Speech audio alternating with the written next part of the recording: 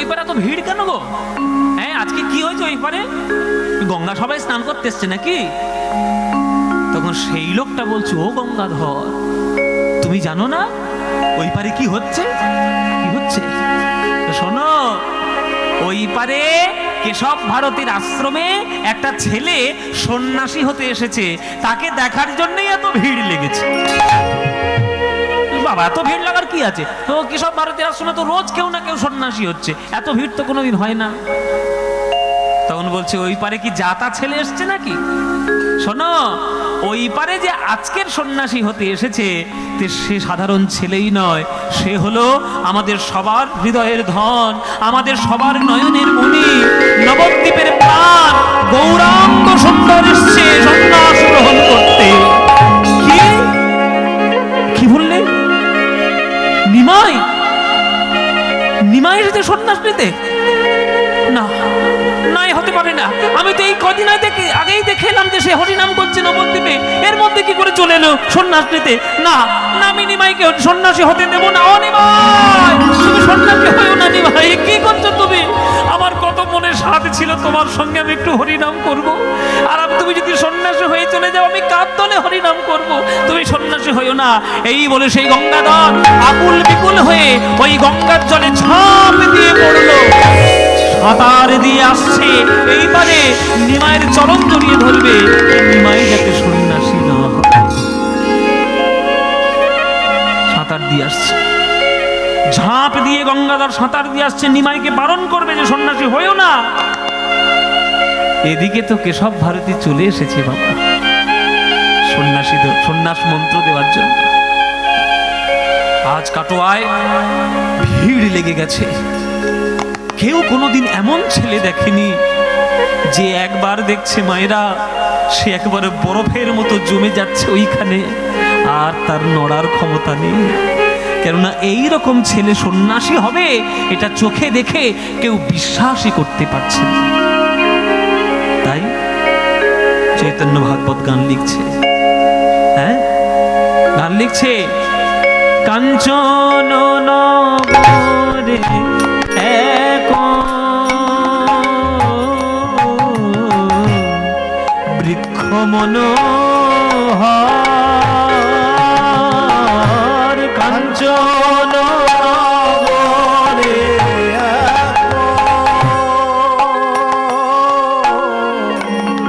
বৃক্ষ মনোহর, আরে তাহারে তলে বসিলে আমার গৌরাঙ্গ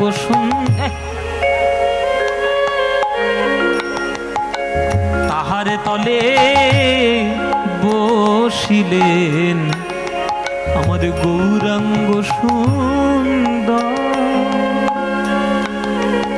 ও মায়েরা, সূর্য কোন দিকে ওঠে? হ্যাঁ, পূর্ব দিক।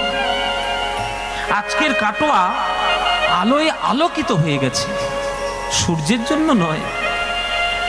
মহাপ্রভুর অঙ্গ ছটা, মহাপ্রভুর রূপ এত তীব্র যে কাটোয়ার সুরধুনির তীর যেন একেবারে আলো হয়ে গেছে।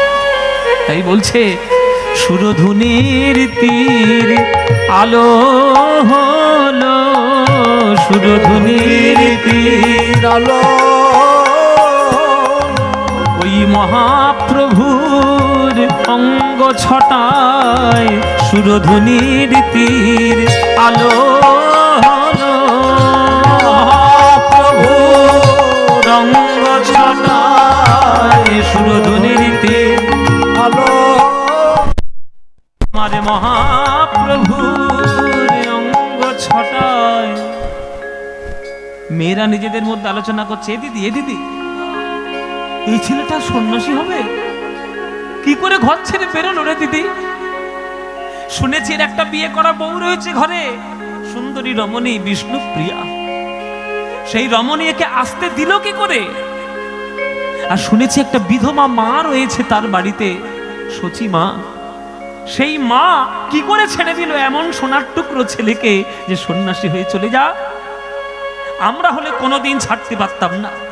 সোনার শিকল পায়ে জড়িয়ে বুকের মধ্যে জড়িয়ে ধরে রাখতাম, যাতে কোনোদিনও সন্ন্যাসী হতে না পারে।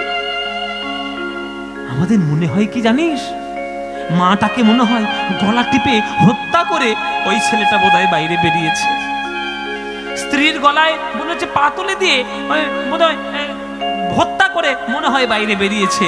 নইলে কোনো মানুষ এমন ছেলেকে সন্ন্যাসী হতে দিতে পারে? মায়ের প্রাণ কি সইতে পারে, মায়ের প্রাণ কি সহিতে পারে। ওগো এমন ছেলে সন্ন্যাসী দিয়ে কোন মায়ের প্রাণ কি সইতে পারে? এমন ছেলের সন্ন্যাস দিয়ে মায়ের প্রাণ কি সহিতে পারে। সবাই আলোচনা করছে কেন এলো কেন এলো। কেশব ভারতী এসছে। নিমাই, আমার কাছে তুমি কেন এসেছো নিমাই? গুরুদেব, আপনি তো জানেন আমি সন্ন্যাস হতে এসেছি। এই বয়সে সন্ন্যাস? তোমার 24 বছর বয়স। 24 বছর বয়সে কেউ সন্ন্যাসী হয়? তুমি তো শাস্ত্রজ্ঞ ছেলে, তুমি তো পণ্ডিত, তোমার তো এই কাজ করা উচিত নয়।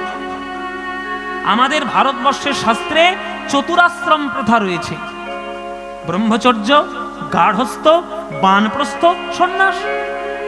একটা মানুষের যদি আয়ু 100 বছর হয়, 25 বছর পর্যন্ত তার ব্রহ্মচর্য পালন করতে হয়, 25 থেকে 50 তার গার্হস্থ জীবন পালন করতে হয়, 50 থেকে 75 বানপ্রস্থ, আর 50 যেই পার হয়ে যাবে আর সংসারে থাকা চলবে না, সন্ন্যাসী হয়ে চলে যাও। তাহলে তোমার তো এখন 25ই হয়নি, তোমার তো সবে 24। কিছুদিন আগেই বিয়ে করেছো বিষ্ণুপ্রিয়াকে। তুমি যদি তাকে কাঁদিয়ে এইভাবে চলে আসো, তোমার অন্যায় হবে নিমাই। আমি তোমায় বলছি, বাড়ি ফিরে যাও, সন্ন্যাসী হইও না। মাকে অপমান করা হবে। মাটা স্বর্গবাসী হোক, 50 বছর তোমার বয়স হোক, তারপরে না হয় তুমি সন্ন্যাসী হতে এসো। এখন হইও না নিমাই, আমি গুরু হয়ে তোমাকে বলছি। তখন প্রভু বলছে, দেখুন গুরুদেব, আমি যা বোঝার বুঝেছি। আপনি বলছেন, বয়সের দোহাই দিচ্ছেন। যার কৃষ্ণ ভক্তি হওয়ার হবে তার 4 বছর বয়সেই হয়ে যাবে, আর যার হবার নয় তার 400 বছর বয়সেও কখনো কৃষ্ণ ভক্তি হবে না। আপনি বলছেন যে 50 বছর বয়স হলে তারপরে আপনার কাছে আসবো, তাই তো? কিন্তু 50-এতে যে হবে না, শাস্ত্রের বারণ, 50-এতেও হয় না। 50-এতেও হয় না। পঞ্চ অহংকারে না কাটিলে 50-এতেও হয় না। পঞ্চ অহংকার না কাটিলে 50-এতেও হয় না। 50 বছর বয়স হয়ে গেছে, তবু 5খানা অহংকার তার মধ্যে দিয়ে যায়নি, তার হরিনাম হবে না। ও মাইরা, জাতি বিদ্যা মহত্তঞ্চ রূপ যৌবন, 5টার অহংকারে তুমি যদি মেতে থাকো, 50 বছর বয়স হয়ে গেলেও তোমার দ্বারা হরিনাম কোনোদিন হবে না। কেশব ভারতী বলছে, ঠিক আছে, 50-এ যদি না হয় তাহলে 60 বছর বয়সে নিশ্চয়ই হবে। তাহলে 60-এতেও হয় না। 60-এতেও হয় না। ষড়রিপু না কাটিলে 60-এতেও হয় না। ষড়রিপু না কাটিলে 60-এতেও হয় না। ষড়রিপু না কাটলে 60 বছর বয়সেও তার দ্বারা হরিনাম হবে না।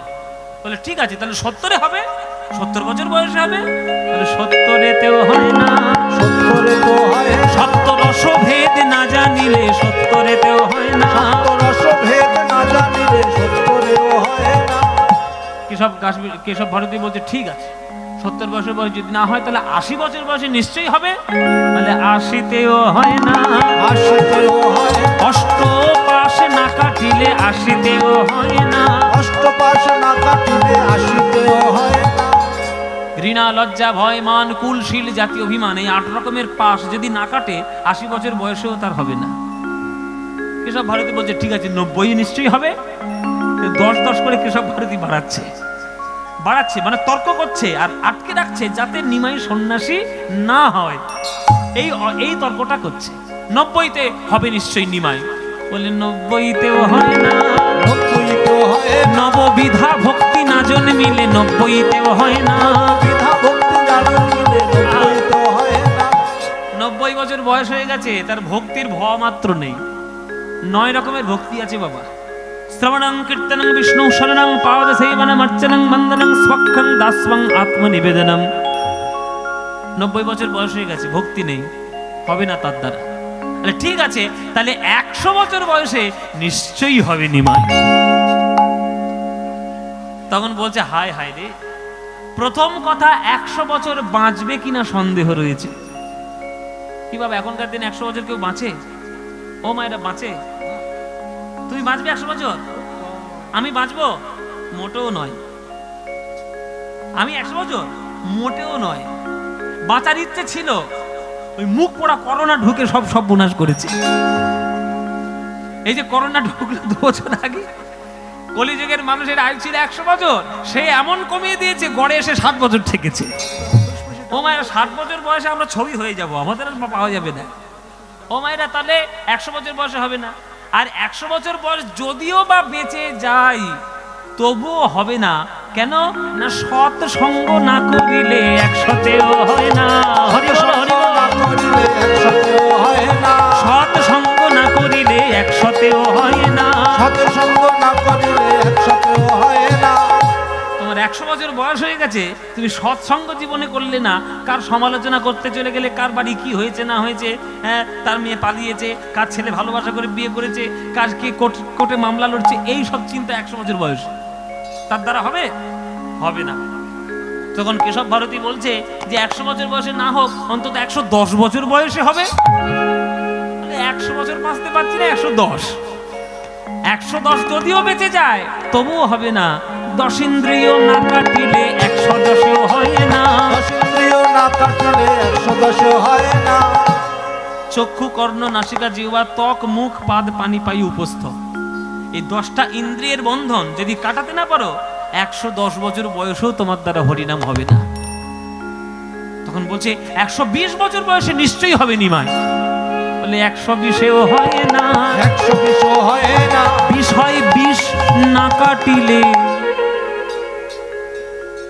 আমাদের পাড়ায় একটা লোক ছিল, যে বুঝলে না, আমাদের পাড়ায় সে সারা জীবন চাকরি করেছে। চাকরি করে সারা জীবন কি করেছে? পয়সা করে প্রচুর ইনকাম করেছে, কিন্তু মদ খেয়ে কাটিয়েছে। সারা জীবন মদ খেয়ে কাটিয়েছে। 3টে ছেলে, বাবার চাকরি কে পাবে তাই নিয়ে ঝগড়া। এইবার সেই লোকটা মরতে যাচ্ছে, আর তার বুকে গীতা আর তুলসী পাতা রেখে ব্রাহ্মণ বৈষ্ণব এসে বলছে, বাবা সারা জীবন রোজগার করেছিস, ভালো কাজ কিচ্ছু করে শুধু মদই খেয়েছিস, বাবা এবার মরতে চলেছিস, এইবার অন্তত আমরা এসেছি, বুকে তোর গীতা রেখেছি, কানে তোর বলছি, আমাদের শুনে শুনে একটু বল, একটু হরি বল, একটু হরি বল, একটু হরি বল। সে বলে না, এখনো আমার 3 বিঘে জমি পাওনা আছে, কবে পাবো বলো। এই হচ্ছে সেই তার চিন্তা। এইটা হচ্ছে আমাদের দশা, যে আমরা বিষয় ঘাঁটতে ঘাঁটতে আমরা এমন বিষয়ই হয়ে যাই যে মরণের সময় সকল কথা মনে পড়ছে, কিন্তু হরিনামের কথা মনে পড়ছে। 120 বছর বয়স হয়ে গেছে, কিন্তু তবুও তার মধ্যে ভগবত চেতনা হচ্ছে না। তাহলে 120এও হয় না। 120ও হয় না। বিষয় বিষ না কাটিলে 120এও হয় না। বিষয় বিষ না কাটিলে 120ও হয় না। কেশব ভারতী হাত জোড়ো করে বলছে, আমার ঘাট হয়েছে নিমা, তোমার সঙ্গে তর্ক করতে যাওয়াটাই আমার বৃথা। আর তোমার সঙ্গে তর্ক করবো না, যা পারো করো। ঠিক আছে, আমি তোমাকে সন্ন্যাস মন্ত্রে দীক্ষা দেব, যাও মধু পরামানিকের কাছ থেকে মুন্ডন করে এসো। হ্যাঁ, পরামানিক মানে কি? নাপিত। আর মুন্ডন মানে নেড়া হওয়া। নেড়া হওয়া। এবার কাটোয়াতে একটা নাপিত ছিল, তার নাম মধু পরামানিক। এইটা এর নাম মধু পরা, এ তখন ছিল। আবার জন্ম নিয়ে আবার আমার সঙ্গে খোল বাজাতে এসছে। বাবা, এই মধু পরামানিক বলে একটা প্রামাণিক ছিল, নাপিত ছিল। আচ্ছা, এইটা একটা আশ্চর্যের বিষয় যে একমাত্র মধুই কি নাপিত, আর কেউ নাপিত নেই? কেশব ভারতী পাঠিয়েছে মধুর কাছেই, বলে ওর কাছ থেকে মুন্ডন করতে হবে। কিন্তু ঠিক আছে, কেন না কেশব ভারতী জানতেন মধু পরামানিক হচ্ছে একেবারে পয়সার পিচাস। পয়সা না হলে মাথায় খুঁট ঠাকাবে না, নাড়াও হবে না। আর নিমাই ঘর থেকে বেরিয়েছে মানে পয়সা নিয়ে আসেনি, তাহলে পয়সাও দিতে পারবে না, মুন্ডন হবে না, আমার দীক্ষাও দিতে হবে না। এইটা কায়দা, এইটা কায়দা। এবার মহাপ্রভু গিয়েছে, আমার নিমাই গিয়েছে মধু পরামানিকের কাছে। মধু, এ মধু, আরে মুখটা কিরম করে বসে আছে দেখো। এ মধু, কে কে ডাকছো আমায়? মধু বলছে কে আমায় ডাকছো? আরে আমি আমি আমি আমি ডাকছি মধু। এই তুই আমাকে একটু মুন্ডন করিয়ে দিবি বাবা। ঠাকুর, মুন্ডন আমি করাতে পারি, কিন্তু আমার নিয়ম হলো ফেলো করি মাখো তেল। আমি কি তোমার পর? আগে পয়সা দাও। বামন ছাড়া কারোর মাথায় খুর আমি ঠেকাই না, পয়সা আগে দাও, তারপরে খুর ঠেকাবো, নেড়া করব। তখন প্রভু বলছে, ওরে মধুরে, পয়সা তো আমি তোকে দিতে পারবো না, তবে পয়সার পরিবর্তে তোর হাত ধরে একটা কথা দিয়ে গেলাম।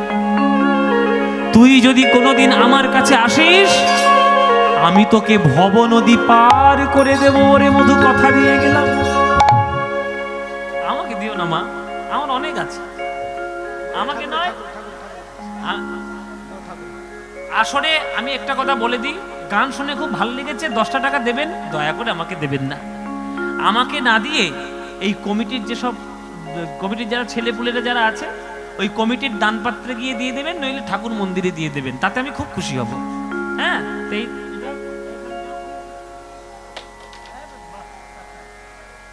হ্যাঁ, সবকে ওখানে দেবে। আর আসলে উঠে এসে টাকা দেবে না কেউ না।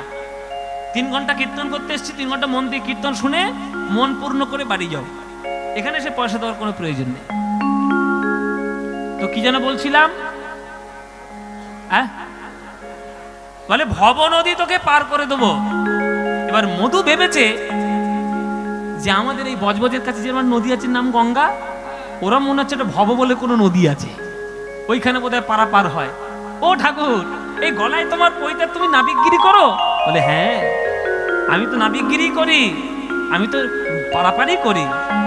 একবার তোকে পার করিয়েছিলাম যখন ছিলিস মাতৃ জঠরে, বলেছিলিস হে গোবিন্দ পার করো বলে, সেদিন উদ্ধার করেছিলাম। আর একবার তোকে উদ্ধার করব, কবে? যেদিন জগৎ সংসারের কার্য সেরে চলে যাবি, বল হরি হরি বল, বলতে বলতে জগৎ সমাধান করবি, সেদিন তোকে উদ্ধার করব।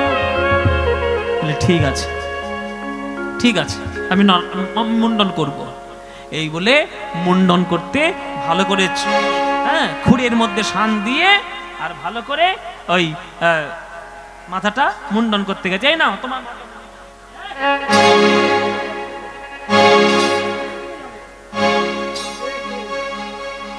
বাবা। যতবার টানছে সে খুর কিছুতে চলছে না, স্লিপ খেয়ে বেরিয়ে যাচ্ছে। মানে কি হলো? এক্ষুনি তো ধার দিয়ে নিলাম, চুল তো কিছুতে কাটছে না। ও প্রভু, আমার খুঁড়ের মধ্যে ভূত ঢুকেছে নিশ্চয়ই। বলে কেন? বলে কিছুতে চুল কাটছে না কেন? তখন মহাপ্রভু বলছে, তুই একটু আগে বললি না তুই বামুনের নাপিত? তা বামুনের নাপিত হয়েছিস আর এটা জানিস না? বামুনের মাথায় হাত দিতে গেলে বামুনের পায়ে আগে হাত দিতে হয়।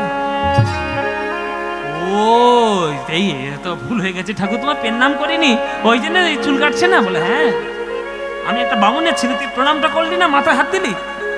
আরে ঠিক আছে, ক্ষমা করে দাও। এই বলে প্রণাম করতে গেছে। আরে যেই প্রণাম করতে গেছে, অমনি প্রভুর চরণের তলার চিহ্ন, শঙ্খ চক্র গদা পদ্ম, চমকে উঠেছে মধু। এ কি চিহ্ন দেখছি? শাস্ত্রে শুনেছি এ তো নারায়ণের পায়ের তলার চিহ্ন, তাহলে নিমাইয়ের পায়ের তলায় এলো কি করে? তাহলে নিমাই কি আমার নারায়ণ?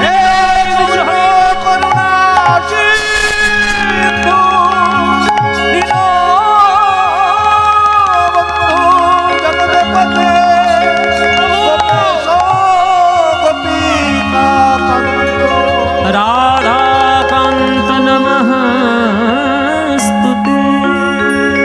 আষাঢ় খেয়ে পড়লো চরণে।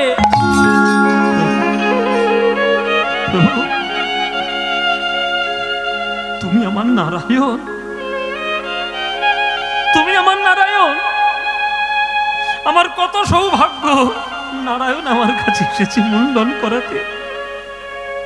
আর আমার সব থেকে বড় দুর্ভাগ্য, নিমাই এসেছে মুন্ডন করাতে। কারণ একবার যদি আমি মুন্ডন করিয়ে দিই, আর নিমায়ের এই অপরূপ রূপ জগতে আর কেউ কোনোদিন দেখতে পাবে না। প্রভু গো, তোমার মুন্ডন করিয়ে দেব, মুন্ডন করিয়ে তোমার চরণে আমি আজ একটা কথা দিলাম, আমি নাপিত ব্যবসা আর না করিব, নাপিত ব্যবসা আর না করিব, আমি নাপিত ব্যবসা আর না করিব, নাপিত ব্যবসা আর না করিব, আমি খুর ফেলি দিব জলে,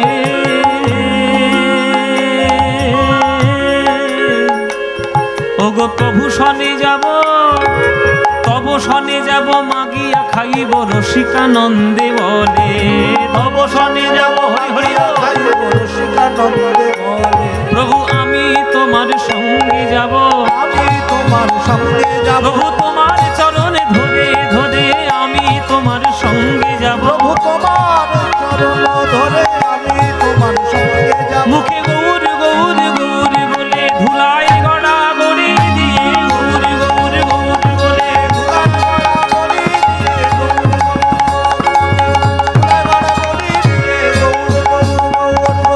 আমি তোমার সঙ্গে যাব, আমি তোমার সঙ্গে যাব। মুন্ডন হয়ে গেল। কেশব ভারতী ভেবেছিল যে সে মুন্ডন করবে না, কিন্তু মুন্ডন হয়ে গেল। এইবার কেশব ভারতী মনে মনে ভাবছে আমার একটা শেষ বিদ্যা বাকি আছে, সেইটা এবার চালিয়ে দেখি যদি কোনো কাজ করে কিনা। নিমাই এসেছে, নিমাইকে তখন কেশব ভারতী বলছে, দেখো নিমাই, মুন্ডন তোমার হয়ে গেছে, তর্কে আমি তোমার কাছে হেরে গেছি, কিন্তু একটা বড় বিপদ ঘটে গেছে। কোন মন্ত্রে দীক্ষা দেব সে মন্ত্রটাই আমি ভুলে গেছি। প্রভু মুচকি মুচকি হাসছে, ভুলে গেছেন? গতকাল স্বপ্নে আমি একটা মন্ত্র পেয়েছি, আপনার কানে বলছি, দেখুন তো এইটাই সেই মন্ত্র কিনা। সে কি, তুমি মন্ত্র স্বপ্নে পেয়ে গেছো? বলে সন্ন্যাসের কিনা জানি না, তবে একটা মন্ত্র পেয়েছি, আপনার কানে বলছি। বলো দেখি কি মন্ত্র শুনি। যেই কেশব ভারতীর কানে বলেছে, কেশব ভারতী চমকে উঠেছে, এই তো সেই সন্ন্যাসের মন্ত্র। তুমি স্বপ্নে পেয়ে গেলে? তা স্বপ্নে যখন পেয়ে গেছো, আর তো বারণ করে উপায় করে করে কিছু লাভ নেই, এসো আমি তোমাকে মন্ত্রটা দিয়ে দিই। এই বলে মন্ত্র দিল, কর্ণে মন্ত্র দিয়ে কেশব ভারতী হাত জোড় করে বলছে, নিমাই আমি শুধু একটা প্রশ্ন করব তোমার কাছে, তুমি আমায় বলো। বলো দেখি নিমাই কে কার গুরু, বলো দেখি নিমাই কে কার গুরু, বলো দেখি নিমাই কে কার গুরু, বলো দেখি নিমাই কে বলো কার গুরু, তুমি গুরু না আমি গুরু।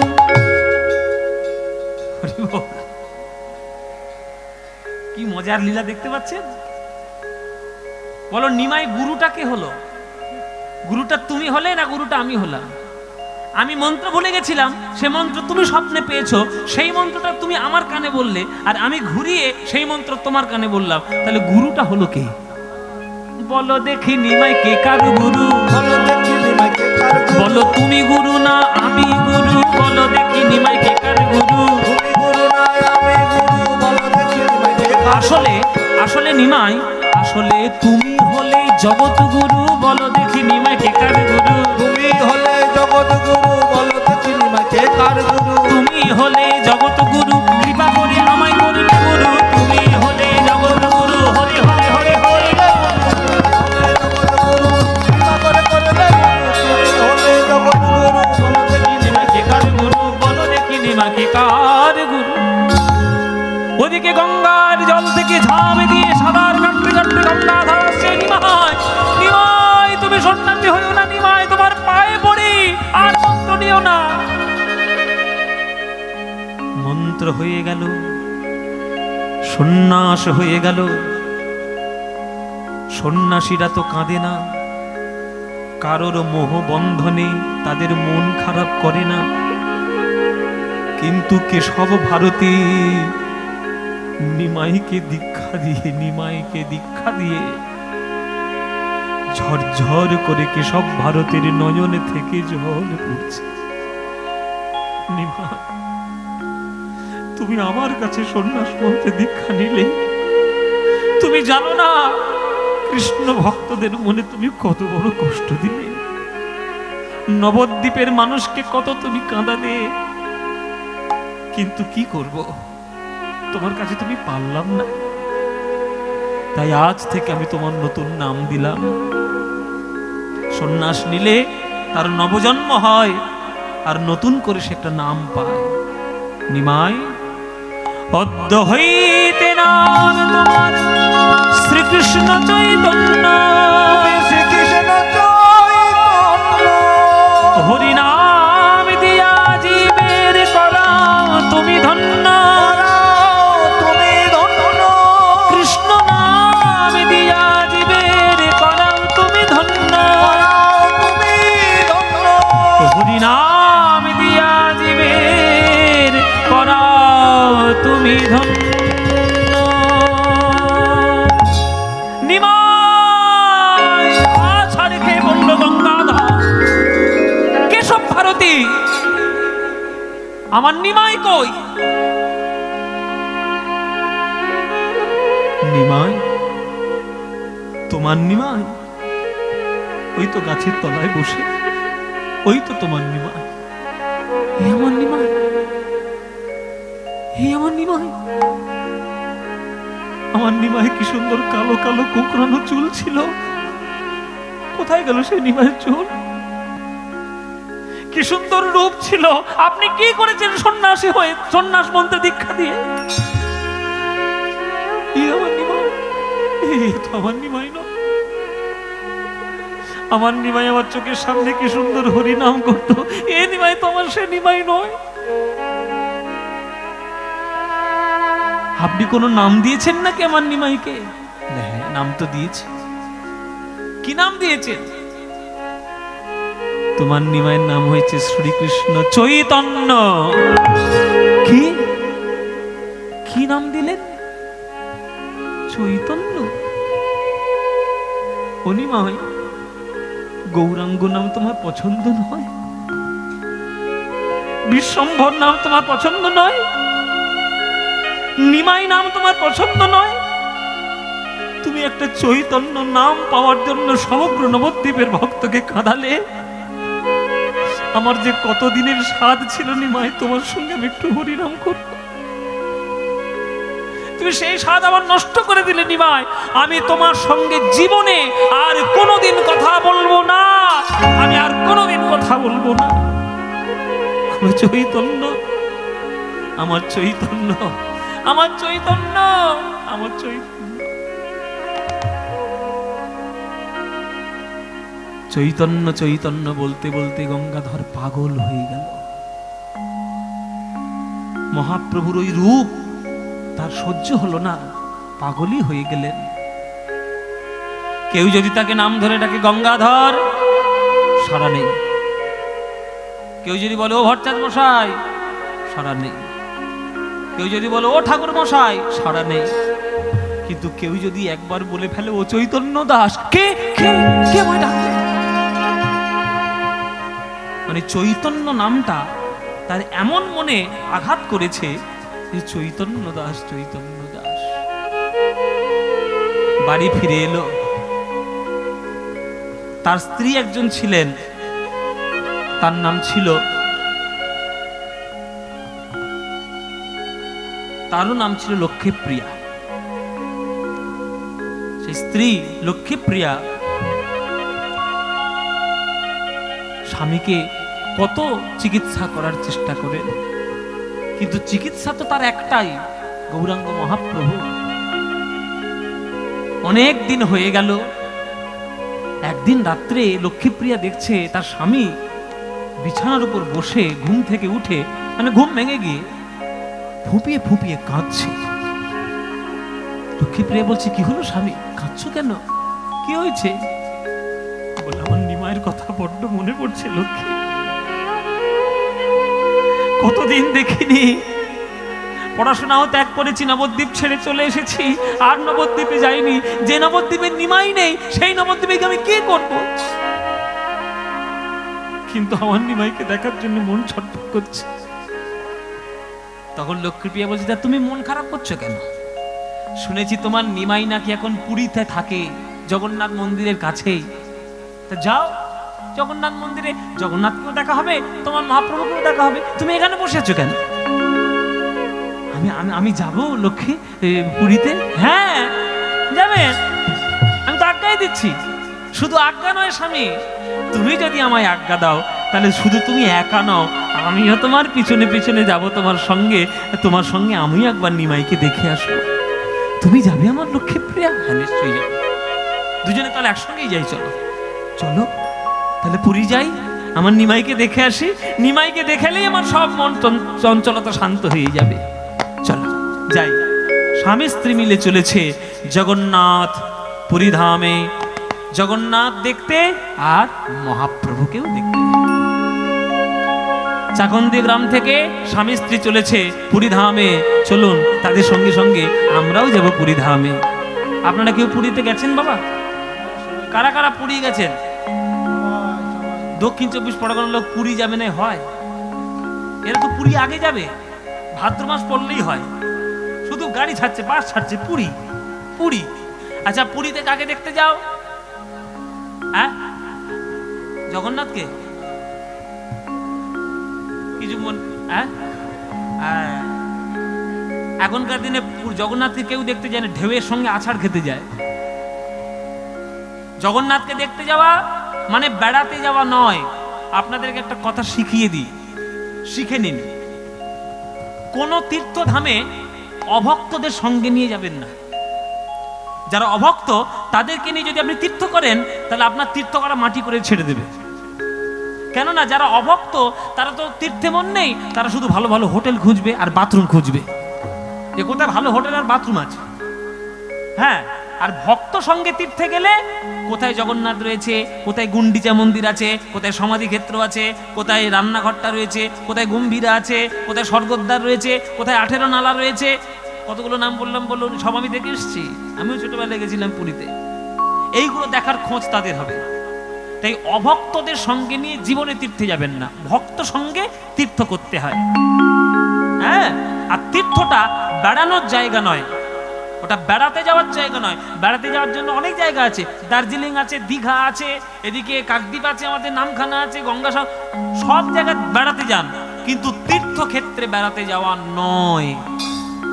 তীর্থক্ষেত্রে ভগবানের ভক্তি করতে যেতে হয়, নিজের আধ্যাত্মিক জীবনকে উন্নত করার জন্য যেতে হয়, বেড়ানোর জায়গা নয়। সুতরাং এখন বেড়াতে যাবেন না, জগন্নাথকে দেখতে যাবেন। চলুন গানের মধ্যে আমরা যাব জগন্নাথের পুরীতে, সবাই মিলে আমরা পুরী যাই।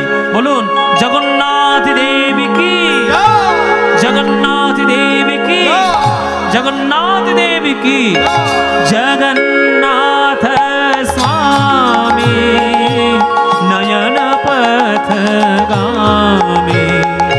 ভবতু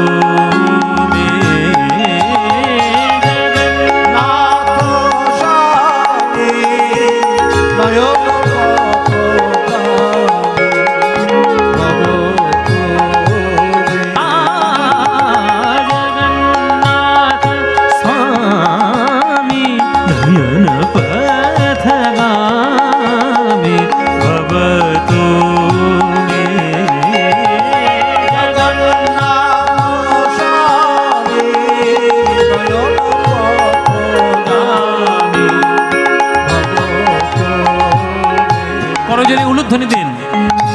কদাচিৎ কালেন্দিতটো বিপিন সঙ্গীতি তরলো মুদাভিরিনারী বদন কমল স্বাদ মধুপ রমা ব্রহ্মা শিব সূর্য গণেশার চিতপদ জগন্নাথ স্বামী নয়ন পথগামী ভবতু জগন্নাথ স্বামী নয়ন পথগামী ভবতু মে জগন্নাথ স্বামী নয়ন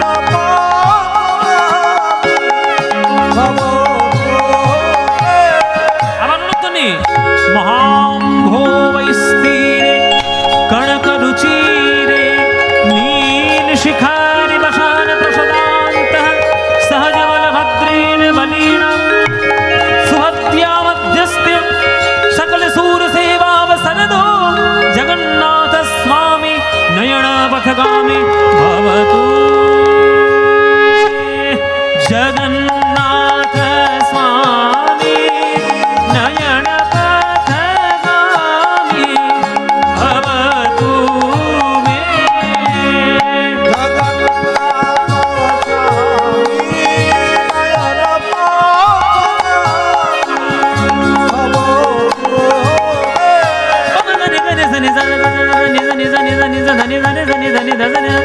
ধারে ধারে নিরে জানি জানি দা মা দা মা পা গা মা পা গা মা গা রে গা রে জানি গা রে গা পা পা গা পা নিরে জানি দা দা গা পা নিরে জানি দা দা গা পা নিরে জানি দা দা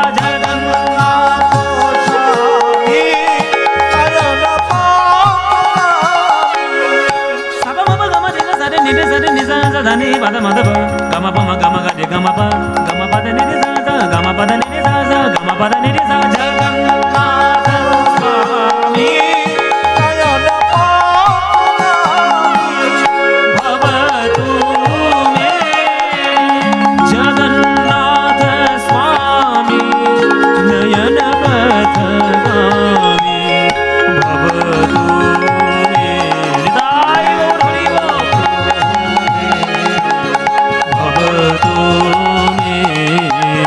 ভবতু মে। সবাই বলুন জগন্নাথ দেবী কি, সুভদ্রা মাই কি, শ্রী শ্রী বলভদ্র জিউ কি, শ্রীকৃষ্ণ চৈতন্য মহাপ্রভু কি। এসো গঙ্গাধর এসো। না, আমি গঙ্গাধর নই, আমি গঙ্গাধর নই, আমি গঙ্গাধর নই, আমি ভট্টাচার্য মশাই নই, আমি ঠাকুর মশাই নই, আমি পণ্ডিত মশাই নই, আমি কিচ্ছু নই, আমি শুধু চৈতন্য দাস, আমি শুধু চৈতন্য দাস। ওঠো চৈতন্য দাস ওঠো। গঙ্গাধর, তুমি যে আমায় এত ভালোবাসো আমি বুঝতে পারিনি গো। তোমার মনে ব্যথা দিয়ে আজকে আমি সন্ন্যাসী হয়ে চলে এসেছি, কিন্তু জগৎ উদ্ধার তো করতে হবে, না করলে জগৎ কৃষ্ণ বলবে কি করে? তাই সবাইকে হরি বলানোর জন্য আমি সন্ন্যাস নিয়েছি। তাতে যদি আমি তোমার মনের মধ্যে ব্যথা দিয়ে থাকি সেটার জন্য তুমি আমায় ক্ষমা করো গঙ্গাধর।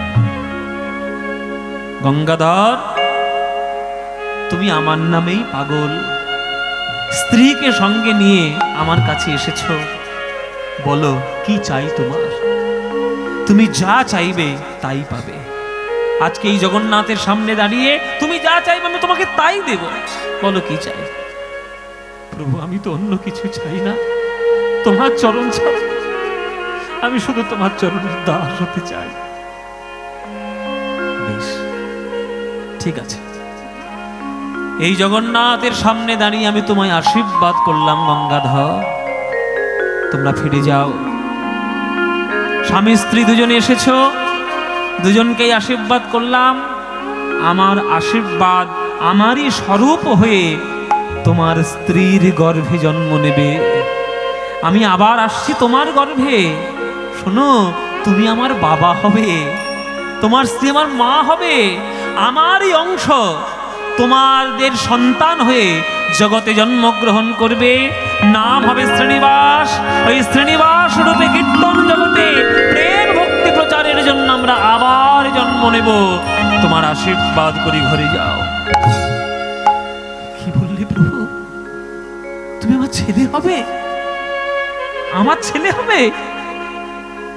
ঠিক আছে, এর থেকে জীবনে আর কি পাওয়ার আছে?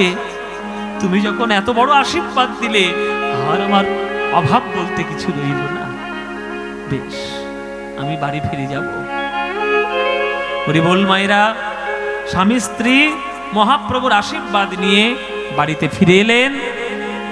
আর কিছুদিনের মধ্যেই খবর হয়ে গেল এই লক্ষ্মীপ্রিয়া মা আমার গর্ভবতী হলেন। আর সেই গর্ভ পরিপূর্ণ করে মহাপ্রভুর আশীর্বাদ নিয়ে মহাপ্রভুর দ্বিতীয় স্বরূপ শ্রীনিবাস জন্মগ্রহণ করলেন চাকন্দি গ্রামে। এই যে মহাপ্রভুর আশীর্বাদ নিয়ে জন্ম নিয়েছিল, ওই জন্যই সবাই বলে মহাপ্রভুর দ্বিতীয় অবতার, মহাপ্রভুর দ্বিতীয় স্বরূপ শ্রীনিবাস। চলুন, জন্ম নিল শ্রীনিবাস। শ্রীনিবাস জন্মিল গঙ্গাধরের ঘরে, শ্রীনিবাস জন্মিল গঙ্গাধরের ঘরে, ওই পাড়া প্রতিবেশীর মনে আনন্দ না ধরে, পাড়া প্রতিবেশীর মনে আনন্দ না ধরে।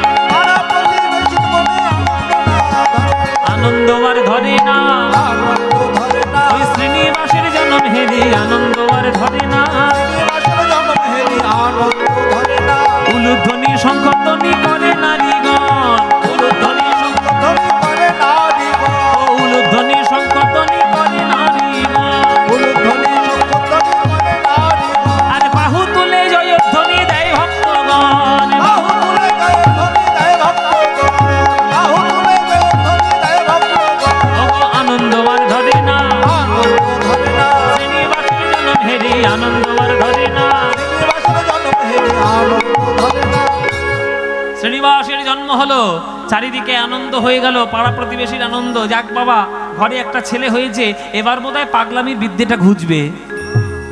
ছেলে হয়েছে, এতদিন মাথা খারাপ ছিল তো, ও গঙ্গাধর বললে সাড়া দেয় না, ভট্টাচার্য বললে সাড়া দেয় না, ছেলেটার দেখে বা সাড়া দেবে। এই গঙ্গাধর, ভালো একটা ছেলে পেয়েছিস, ছেলেকে মানুষের মতো মানুষ কর, আমরা আশীর্বাদ করে যাই। জন্ম নিলেন শ্রীনিবাস, চাকন্দি গ্রাম। আমার সৌভাগ্য হয়েছে মায়েরা, শ্রীনিবাসের একবারে জন্মস্থানে গান করেছি, ওই ঘরটার সামনে চাকন্দি গ্রাম, যেখানে যার পালা গাইছি আর কি। ওনার আমি গান করে, ওদের গান হয় ওই সংক্রান্তিতে, পৌষ সংক্রান্তিতে গান হয়। ওদের দেশের গান অনেক উন্নত মানের গান, মানে ওদের দেশের কীর্তন মানে আসল কীর্তন হবে, আমাদের দেশের মতো এরকম কোমর দোলানো নাচানো কীর্তন নয়, আসল কীর্তন। ওখানে অষ্টকালীন গান হয়। আর আমি গান করেছি একেবারে যে চালাটার মধ্যে জন্ম নিয়েছিল, সে সামনে মন্দির আছে আর সে ঘরটাও রয়েছে। হ্যাঁ, আসল কীর্তন। এক্ষুনি যদি আসল কীর্তন ধরেছি, যে কটা লোক আছে সব ঘরে বাড়ি যাবে। আসল কীর্তনের সুর একটু আমি গাইব, যাতে আসল কীর্তনের সুর একটু এরা বুঝতে পারে। হ্যাঁ, তো এই শ্রীনিবাস আচার্য একেবারে জন্মস্থানে গান করেছে, একেবারে জন্মস্থান চাকন্দি গ্রামে। তো সেই গ্রামে যখন জন্ম নিল, ধীরে ধীরে ধীরে ধীরে মায়ের কোলে সুসংস্কারে বড় হয়ে উঠছে শ্রীনিবাস। কি করছে? ছোট্ট শিশুটাকে মা লক্ষ্মীপ্রিয়া কোলে নিয়ে ছোট্ট ছোট্ট হাত নিয়ে এরকম তালি দিয়ে দিয়ে বলছে, তালি দিয়েছে, হাতে তালি দেওয়াচ্ছে, আর মা শেখাচ্ছে, বলো তো বাবা, বলো তো বাবা, গৌর গৌর গৌর, বলো তো বাবা, নিতাই নিতাই নিতাই। এইটাকে বলে সংস্কার, এইটাকে বলে সংস্কার। করেছেন ছেলে মেয়েদের গিয়ে? কেউ করে না। এখনকার দিনের বাবা মাও হয়েছে যেমনি, ছেলেগুলো হয়েছে তেমনি। মায়েরা, এই যে তোমরা আজকের গান শুনতে এসছো, তোমরা সবাই চাও যে আমার ছেলে ডাক্তার হোক, ইঞ্জিনিয়ার হোক, মাস্টার হোক, প্রফেসর হোক, ব্যবসাদার হোক, ধনী হোক, বড়লোক হোক। কটা বাবা মা চাই বলো তো যে আমার ছেলের কিচ্ছু হতে হবে না, মন প্রাণ দিয়ে কৃষ্ণের ভক্ত হোক? কেউ চায়? কেউ চাই না, কেউ চাই না। সবার ঘরে ইঞ্জিনিয়ার হবে, সবার ঘরে ডাক্তার হবে, এটা সম্ভব? জেনে রাখবেন, জাগতিক বিদ্যা অর্জন করলে আপনি ডাক্তার, মাস্টার, ইঞ্জিনিয়ার, প্রফেসর সব হবেন, কিন্তু জাগতিক বিদ্যা সব সময় মানুষ হওয়ার পরিচায়ক কিন্তু নয়। মানুষ হতে গেলে আপনাকে আধ্যাত্মিক বিদ্যায় উন্নত হতে হবে, পারমার্থিক বিদ্যা। জাগতিক বিদ্যা লাভ করা অবশ্যই ভালো, করতে তো হবেই, কিন্তু জাগতিক বিদ্যা মাঝে মাঝে ধ্বংসেরও কারণ হয়। দেখবেন যারা এই বোমা ফাটায়, যারা আতঙ্কবাদী, তারা কিন্তু প্রত্যেককে পড়াশোনা জানা ছেলে, প্রত্যেককে বড় বড় পড়াশোনা করেছে, ইউনিভার্সিটি থেকে পাশ করেছে, ইঞ্জিনিয়ার, ডাক্তার, বিজ্ঞান সব, কিন্তু কি করছে না, একটা বম ফাটিয়ে 100 জনের প্রাণ নিচ্ছে। তাই জাগতিক বিদ্যা মাঝে মাঝে ভয়ঙ্কর হয়ে ওঠে, কিন্তু কেউ যদি আসল সঠিক আধ্যাত্মিক আর পারমার্থিক বিদ্যায় উন্নত হতে পারে, তার দ্বারা জগতের মঙ্গল কার্য সাধন হয়।